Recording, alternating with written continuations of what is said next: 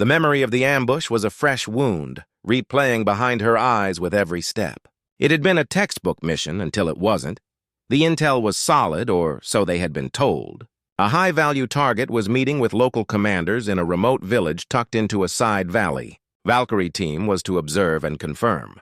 They had infiltrated under the cover of a moonless night, moving like shadows into a predetermined overwatch position. The dawn had broken, quiet and still. For hours, nothing. Then the target arrived, just as predicted. Ava remembered the cool feel of the spotting scope against her brow, the satisfying click of the camera as she took the confirming photos. Valkyrie Actual, this is 2. Packages confirmed. I say again, packages confirmed, over. Sergeant Miller's voice had been a low, confident murmur in her ear. Roger that, 2. Stand by for exfil order. That was when the world exploded. The first RPG round hadn't hit them, but the concussive blast was a physical blow, shaking the rocks around them. It came from behind. They were not the hunters. They were the prey.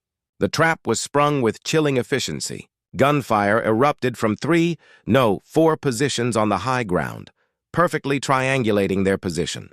The crack of AK-47s and the heavier thump of a PKM machine gun created a deadly symphony, pinning them down.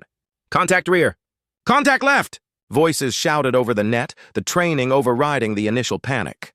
Cooper, Henderson! Suppressing fire on that ridge! Ava had yelled, returning fire herself, the controlled 3-round bursts from her M4, a stark contrast to the enemy's wild fusillade. Chips of stone flew around them. She remembered the sickening thud, followed by Corporal Henderson's choked cry. She'd scrambled to him, her medkit already in her hands. The wound was bad, high on the chest. She'd packed it with gauze, her fingers slick with his blood, applying pressure while barking orders into her radio. Valkyrie Actual to TOW C, troops in contact. Request immediate air support and medevac. Grid is... She'd screamed the coordinates, her voice steady despite the storm of lead. The wait for the cavalry had been the longest 20 minutes of her life. She directed the squad's fire, managed to get a smoke grenade popped to mark the enemy's position for the fast movers when they arrived. She remembered the glorious, earth-shattering roar of the A-10 Warthogs as they streaked in, their GAU-8 Avenger cannons chewing up the ridges with a sound like tearing fabric. Brrrt! It was the sound of salvation. But the damage was done. Henderson was critical. Miller had taken shrapnel in the leg from a ricochet. Cooper was shaken on the verge of shock. The air support had forced the enemy to keep their heads down, allowing Valkyrie to break contact and scramble to this makeshift LZ, a desperate running battle every step of the way. They had fought with everything they had, a display of courage and discipline that would have made any general proud. But they had been outmaneuvered. The intel was poisoned. Someone somewhere had known they were coming. The thought was a cold stone in her gut as she moved through the present-day silence. The enemy hadn't just been lucky. They had been waiting. This wasn't just about surviving the terrain and a random patrol now. It was about escaping a force that had deliberately laid a trap for them. A force that might still be hunting for any stragglers. For her. Every shadow in the rocks now seemed to hold a hidden menace. Every distant bird call sounded like a signal. The mission was a failure. Her team was broken. And she was the lone piece left on the board, being hunted across a chessboard of stone and sand. The sun was a merciless hammer on the back of her neck. Each step was a conscious effort, a negotiation between willpower and the leaden fatigue seeping into her muscles. The initial burst of adrenaline-fueled movement was long gone, replaced by a grinding, plodding rhythm. Her world had shrunk to a tiny, desperate circle. The next rock, the next patch of shade, the next sip of tepid water from her half-empty canteen. She checked it obsessively, the sloshing sound a terrifying measure of her dwindling life. 3 magazines for the rifle, 1 canteen, a dead GPS. These were the numbers that defined her existence now. She was a machine running on fumes, her programming reduced to its most basic functions: move, hide, hydrate. The grand purpose of the mission, the geopolitical stakes, the pride of command, it had all evaporated in the Afghan sun. It was just her, the mountain, and the thirst, a deep, rasping thirst that coated her tongue and cracked her lips. Her father's voice came to her again, not as a memory, but as a phantom instructor walking beside her. The body will lie to you, Yevgenia. It will tell you it is tired. It will scream for water. You must tell your mind to be the master. The mind commands. The body obeys. She repeated it like a mantra, her cracked lips moving silently. The mind commands. The body obeys. She found a pebble, smooth and gray, and put it in her mouth, just as he'd taught her on those long-ago hikes. It didn't quench the thirst, but the sensation gave her mouth something to do, a small psychological trick against the overwhelming physical need. She moved at a predator's pace, using the terrain with an instinct that felt both learned and innate. She avoided the skyline, her silhouette never breaking the crest of a ridge. She flowed through draws and gullies, her boots placing themselves with care to avoid dislodging stones. She was a ghost, a whisper of movement in a landscape of stark, silent grandeur. Her eyes, constantly scanning, registered everything. The way the light hit a particular rock formation, a scuff mark in the dust that could be a boot print, the distant circling specks of vultures that spoke of a recent kill. She was reading the land just as he had taught her. It was no longer just an enemy. It was a text, and her survival depended on deciphering it. The isolation was a psychological weapon sharper than any knife. In the squad, there was always someone to talk to, a shared glance, a dark joke to break the tension. Here, there was only the sound of her own breathing and the maddening, empty wind. Her thoughts turned inward, chasing their own tails. Had she made the right call? Was Miller's leg okay? Had Henderson survived the flight? Doubts, like insidious insects, began to crawl at the edges of her resolve. What if she had taken that seat? She would be safe now, drinking cold water, giving her report. She would be a responsible commander who had brought her whole team home, including herself. Instead, she was here, dying by inches in this God-forsaken valley, a pointless sacrifice to an abstract concept of duty. The thought was a seductive poison. She shook her head, physically trying to dislodge it. No, that was the thirst talking. That was the fatigue. She remembered the look in Private Cooper's eyes, the sheer animal terror. She had given that young woman a chance at a future. That was not abstract. That was as real as the rock beneath her boots. A Rostov does not yield. A leader leads. The mantras felt hollow for a moment, then solidified again into a core of steel inside her. She was not just saving herself. She was proving a point. To the army that might have written her off, to the enemy that thought it had won, and to the ghost of her father's war, she was walking out of this valley where so many of his comrades had fallen. She pushed on, the pebble in her mouth, her mind a fortress under siege, commanding her trembling body to take one more step, and then another. The mountain trail was a narrow, treacherous ribbon of rock, barely wider than her boots. To her right, a sheer wall of stone rose into the blinding blue. To her left, the world fell away into a dizzying drop of several hundred feet. She moved with painstaking care, each foot placed with the deliberate precision of a climber on a difficult pitch. The air was thinner here, and every breath was a conscious effort. She was completely exposed, a slow-moving target against the pale rock.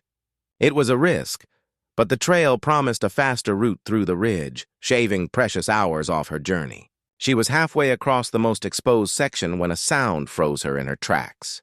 It wasn't the wind. It was the distinct metallic clatter of a loose stone falling, followed by a low, guttural murmur. It came from behind her, around a bend in the trail. Her heart slammed against her ribs, a frantic drumbeat of pure adrenaline. She was cornered. There was nowhere to run, nowhere to hide on this narrow ledge. She pressed herself flat against the rock face, her rifle held tight, her breathing shallow. She could hear them now, too, maybe 3 voices speaking in Pashto. They were close, their footsteps scraping against the stone. They hadn't seen her yet, but they were coming. Her mind raced, discarding options. A firefight here was suicide. Even if she took 1 or 2 of them, the others would easily pin her down or simply push her off the cliff. Flight was impossible. Her only advantage was the element of surprise. She had seconds to decide. The voices grew louder. She could make out individual words now. They were relaxed, unsuspecting, probably a routine patrol. She saw a shadow lengthen on the trail ahead of her. They were about to round the corner. In one fluid, desperate motion, Eva dropped to a knee, bringing her rifle up. The first man came into view, his own AK slung casually over his shoulder. His eyes went wide with shock, his mouth opening to shout a warning. There was no time for thought, only training. Her finger took up the slack on the trigger. 2 rounds. The sharp, concussive cracks echoed violently off the canyon walls, a stark violation of the mountain's silence. The man crumpled. The second fighter, right behind him, fumbled for his weapon. She shifted her aim. Another 2-round burst. He spun and fell. For a heartbeat, there was silence, a vacuum of sound after the gunfire. Then, from around the bend, a third voice shouted in alarm, followed by the frantic, unmistakable sound of a radio handset being keyed. He was calling it in. Her position was compromised. Absolutely irrevocably compromised. The hunter was now the hunted, and she had just announced her location to the entire valley. There was no more stealth. There was only speed.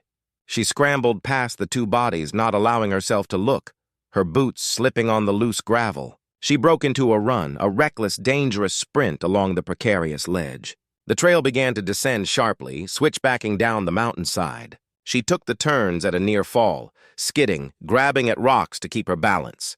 The sound of the radio call was a ghost chasing her, a digital beacon drawing every enemy fighter for miles toward her. She had traded invisibility for a head start. It was a terrible bargain.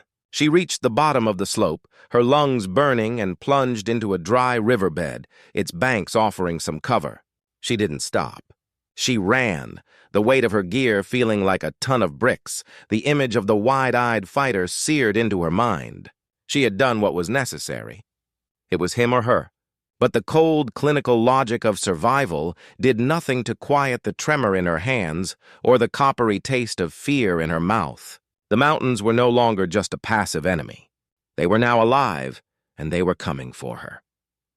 The dry riverbed offered little more than the illusion of cover. Her breath sawed in her lungs, a ragged, desperate sound that seemed to echo as loudly as the gunshots had. Every nerve ending was on fire, screaming at her to run faster, to put more distance between herself and the men she had just killed. The radio call was a phantom whisper in her ear, a spectral net being cast over the valley. They knew she was here. They knew her direction. The rules of the game had changed entirely. She ran until a sharp stitch in her side felt like a hot knife, forcing her to slow to a gasping walk. She had to think. She was leaving a trail a child could follow. Scuffed earth in the riverbed, broken twigs, the occasional dislodged stone. She needed to break her track, to vanish again. She spotted a rocky outcrop where the riverbed made a sharp bend.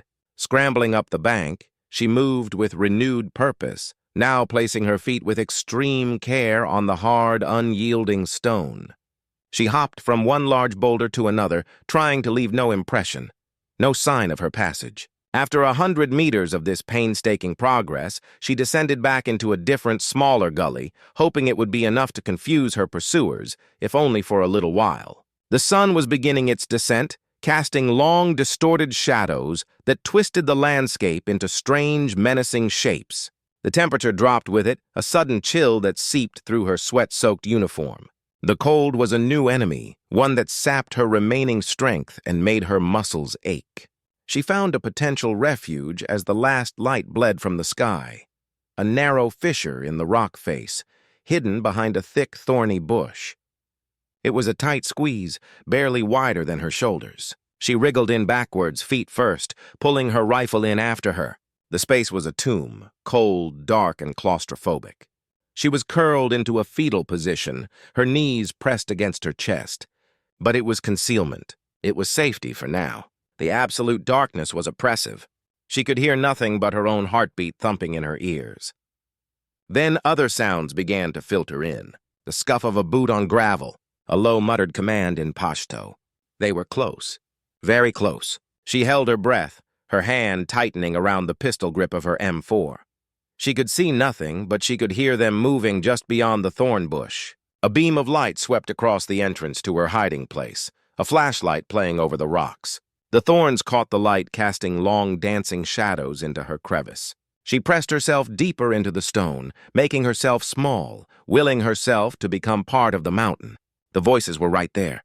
She could smell them now, the scent of stale tobacco and unwashed bodies. One of them kicked at the bush in frustration.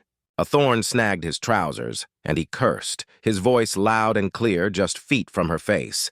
He shone the light directly at the bush, and for a terrifying second, the beam illuminated the dark opening where she hid. She closed her eyes, not in prayer, but in a futile attempt to make herself invisible.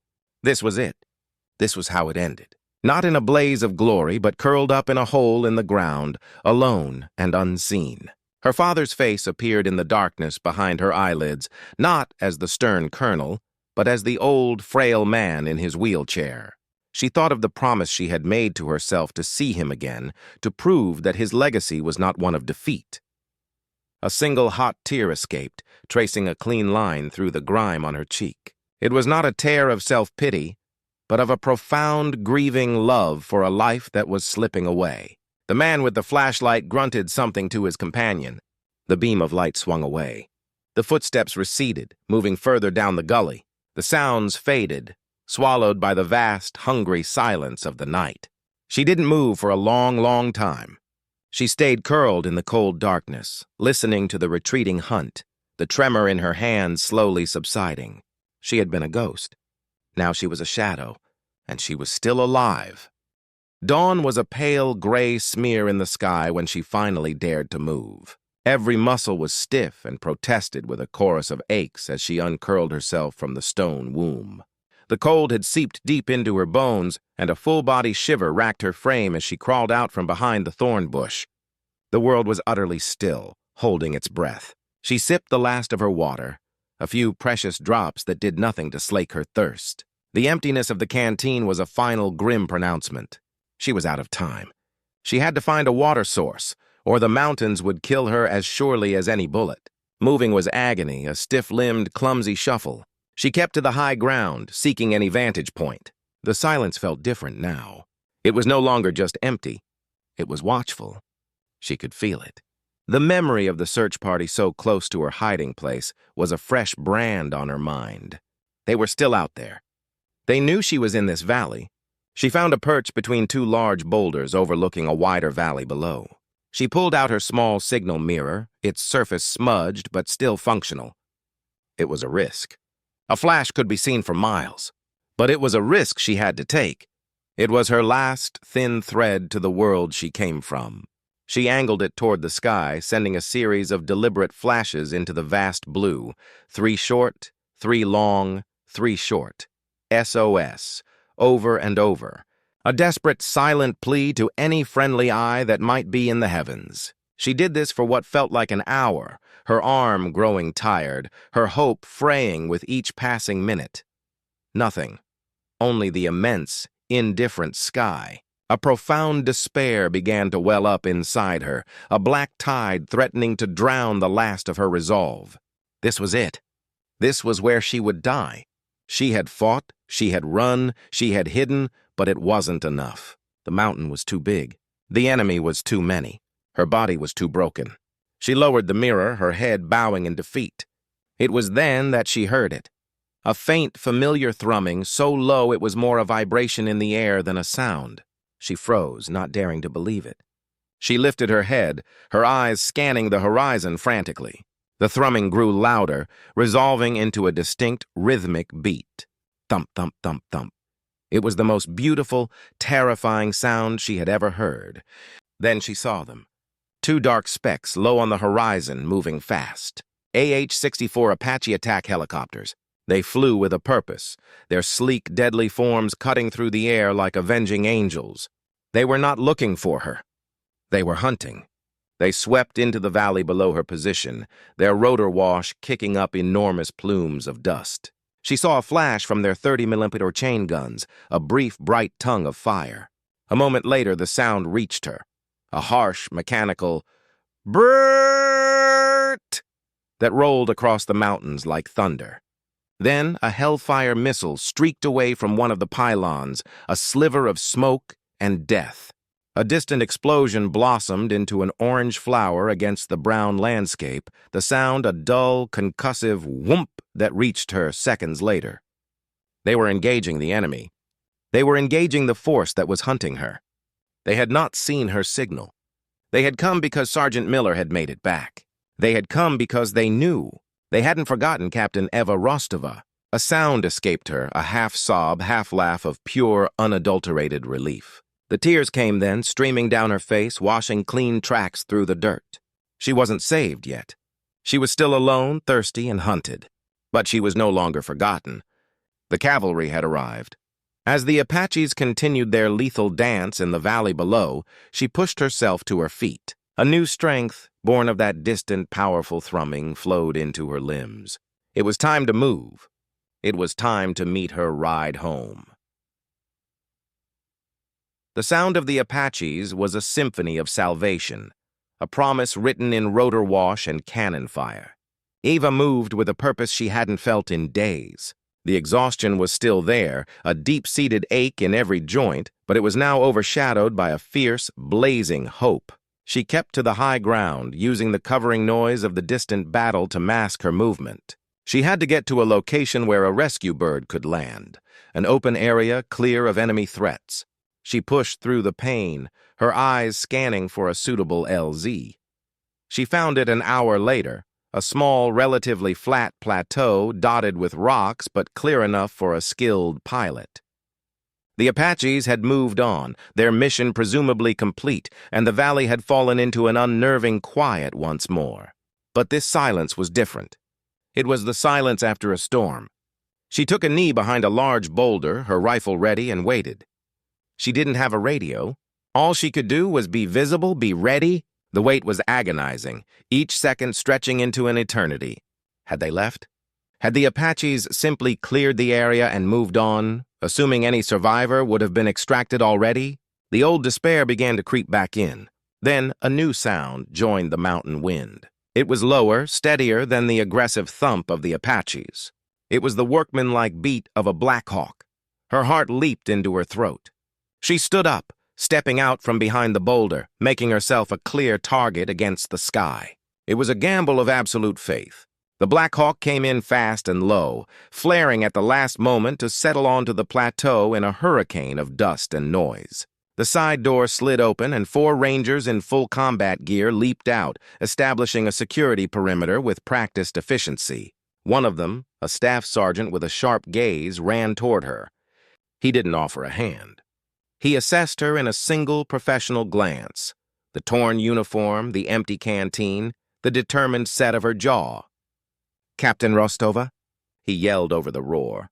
She just nodded, her voice gone. He gave a sharp nod back, all business. "Ma'am, your ride is here. Let's go." He guided her to the waiting helicopter, his hand a firm, reassuring pressure on her back. She climbed in, the familiar vibration of the airframe feeling like a long-lost home. The Rangers piled in behind her, the door slid shut, and the Black Hawk lifted, climbing steeply away from the plateau. As the valley fell away beneath them, she looked down at the world that had tried to claim her. It looked small now, insignificant. She had walked through its heart and had walked back out. She leaned her head back against the vibrating fuselage and closed her eyes. She was safe. Weeks later, she stood at rigid attention on a pristine parade square at Bagram Airfield. The sun was warm, the air clean. Her dress uniform felt stiff and unfamiliar. Before her, ranks of soldiers stood in perfect formation. In the front row, she saw them. Her father, Alexander, seated in his wheelchair, a Soviet-era uniform jacket draped over his shoulders, his back straight with a lifetime of discipline, his eyes shining with a pride so intense it was almost painful to behold. And beside him, Sergeant Miller standing tall on a cane, and Private Cooper, her face no longer pale with fear but bright with admiration. General Miller, the sergeant's father, stood before her. His voice, amplified across the square, was thick with emotion. For extraordinary heroism and selfless sacrifice, not in the face of the enemy but in the unwavering service to the soldiers under her command. Captain Eva Rostova, by order of the President of the United States. He pinned the Distinguished Service Cross, the nation's second highest award for valor, next to her parachutist badge. The medal was cool against her chest. The general leaned in close, his voice for her alone. "You brought my son home, Captain. Thank you." He stepped back and rendered a sharp salute. She returned it, her movement crisp and automatic. But her eyes were not on the general. They were locked with her father's. The old Soviet colonel, a man who had known only the bitter taste of a war lost in these same mountains, gave her the smallest, most profound nod of his life. In that silent exchange, a ghost was laid to rest. Her sacrifice was not a statistic. It was a bridge across generations, a story of a leader who had given her seat on the chopper and through sheer force of will had walked out on foot all the way home. The wind screamed, a constant gritty roar that tore at her senses. It wasn't the clean, cold wind of the mountains she remembered from her father's stories. This was a furnace blast, laden with fine powdered earth that coated her teeth and stung her eyes. Captain Eva Rostova, call sign Raven, pressed her body deeper into the shallow defilade, the rough, sun-baked rock a temporary shield against the world. The radio crackled, a lifeline stretched to its breaking point. Valkyrie Actual, this is Angel 6. We are on your perimeter. Mark your position. Over. The voice of the medevac pilot was a slice of calm, a promise of salvation cutting through the chaos of the firefight that had just subsided. Eva keyed her mic, her voice a gravelly rasp she barely recognized. Angel 6, Valkyrie Actual. Popping smoke now. Over. She ripped the pin from a smoke canister, the bright green plume instantly snatched and shredded by the rotor wash as the Black Hawk descended like a giant mechanical raptor. The noise was overwhelming, a physical pressure that vibrated in her bones. The bird settled into a hover, its wheels just kissing the uneven ground. Through the swirling dust and green haze, she saw the crew chief, a silhouette framed in the open door, his arm a frantic windmill, urging them forward. Go, go, go! She yelled to her team, her words swallowed by the thunder. Her 2 wounded were the priority. Private First Class Ellie Cooper, her face pale as chalk beneath the grime, was half carried, half dragged by Sergeant Miller, whose own leg left a dark, glistening trail on the pale rock. Corporal Doc Henderson, a battlefield tourniquet already cinched tight around his upper chest, was hauled by the other 2 able-bodied members of the squad. They moved with the brutal efficiency of pure training, loading the litters into the belly of the helicopter. The crew chief helped secure them, his head on a swivel, scanning the tree line for any renewed threat. The engine's pitch shifted, a higher, more urgent whine. They were exposed, a sitting duck in the middle of a hot LZ. The chief turned back, his eyes locking with Ava's. He held up a single gloved finger, then pointed emphatically at the one remaining space on the bench inside the chopper. That's it! Last seat! Let's move! He bellowed, the words barely audible. Sergeant Miller, now at the door, turned and reached back for her. Captain! Let's go! His face was a mask of pain and urgency. Eva's world narrowed to that open doorway, a portal to safety, to a warm meal, to a debriefing, to life. She took a half-step forward, her body yearning for that seat. But then her eyes swept the scene one last time. She saw Cooper's wide, terrified eyes. She saw the dark, spreading stain on Doc's bandages. She saw the exhausted, hollow look on her 2 other soldiers' faces. They were her responsibility. Every one of them. The math was simple, brutal, and absolute. There was 1 seat and 5 souls who needed to be on that bird. Her choice was not one of heroism, but of command. It was the unspoken contract she had signed the day she pinned on the captain's bars. She met Miller's gaze and gave a sharp, final shake of her head. She reached out, not to take his hand, but to slap his shoulder plate with a solid thud, a gesture of transfer, of finality. Get them home, Sergeant! That's an order! She screamed into the maelstrom. For a split second, defiance flashed in his eyes, the instinct of a soldier to never leave a man behind. But her own gaze was iron. He nodded, a sharp, reluctant jerk of his head, and pulled himself into the helicopter. Eva Rostova took a deliberate step back, raising her M4, its stock pressed firmly into her shoulder. She waved them on, a clear, sweeping gesture with her left hand. Go. Leave. The crew chief gave her one last, long look, a mixture of disbelief, pity, and respect, before he slammed the fuselage door shut. The sound was a tomb ceiling. The Black Hawk lifted, its skids clearing the rocks, the downdraft blasting her, trying to knock her off her feet. She stood firm, a solitary statue in the storm of dust, watching the machine bank away, its thumping rotors growing fainter, becoming a distant heartbeat, then fading into the vast, silent emptiness of the Hindu Kush. The dust settled. The silence that rushed in was louder, more terrifying than the battle had ever been. She was alone. The silence was a physical weight, pressing in on her eardrums after the relentless thunder of the helicopter. It was a deafening void, broken only by the whisper of the wind and the frantic pounding of her own heart. Captain Eva Rostova remained standing for a long moment, her eyes fixed on the empty sky where the Black Hawk had vanished. The dust settled around her boots, a fine, tawny powder that seemed to want to bury her where she stood. Every instinct, every fiber of her training screamed at her to move, to get off the X, but a profound, leaden exhaustion held her rooted. The adrenaline that had fueled her for the last 6 hours was gone, leaving a cold, hollow ache in its place. She was alone, truly alone. The concept was so vast, so absolute, it was difficult to grasp. 80 kilometers of some of the most hostile terrain on Earth lay between her and the nearest friendly base, and every inch of it was potentially watched. She forced a breath, then another, dragging the dry, thin mountain air into her lungs. "Move, Raven! Move or die!" The thought was clear, a command from the deepest part of her mind. She finally broke her statue-like stance, slinging her rifle and quickly doing a gear check. 3 magazines left, a half-empty canteen, a GPS unit whose screen flickered ominously when she pressed the power button. Her survival kit. It wasn't much. It was everything. She took one last look at the LZ, a scar of churned earth and discarded medical wrappings, then turned and began to move, not with speed, but with a deliberate ground-eating pace she could sustain for hours. She chose a path away from the valley floor, heading for the high, broken ridges. High ground offered visibility, danger, and opportunity. Her father's voice, speaking in Russian, echoed in her memory as she climbed. "The land is your first enemy and your only friend, Yevgenia. It will try to kill you. You must learn to make it hide you." She was 10 years old again, trailing behind him through the dense, silent forests outside Moscow, his large hand pointing out animal tracks, edible plants, how to read the subtle language of the trees. He was Colonel Alexander Rostov, a man who had fought his own war in these very mountains a lifetime ago, a ghost from a fallen empire whose shadow had shaped her entire life.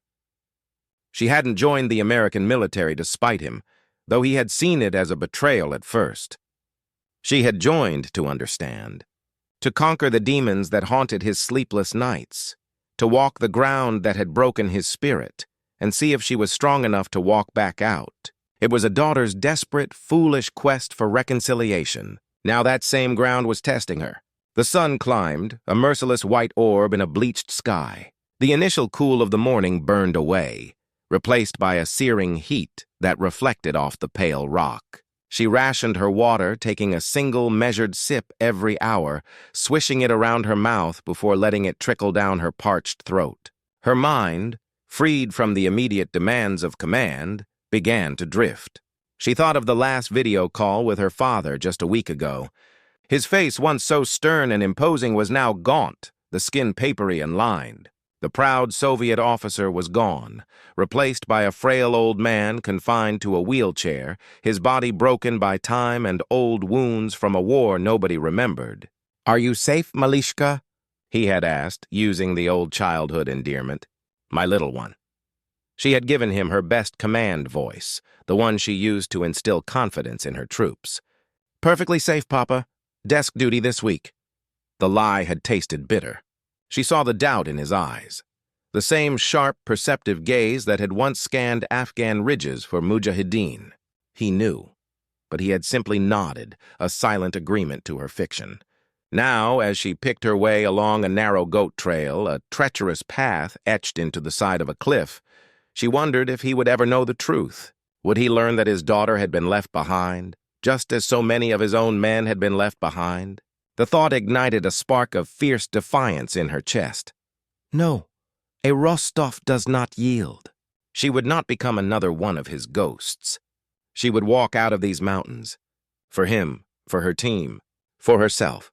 She found a small crevice hidden by a large boulder as the sun reached its zenith, a sliver of shade in the blinding brightness. She slid into it, the cool rock a relief against her back. Pulling out the flickering GPS, she tried to get a solid coordinate.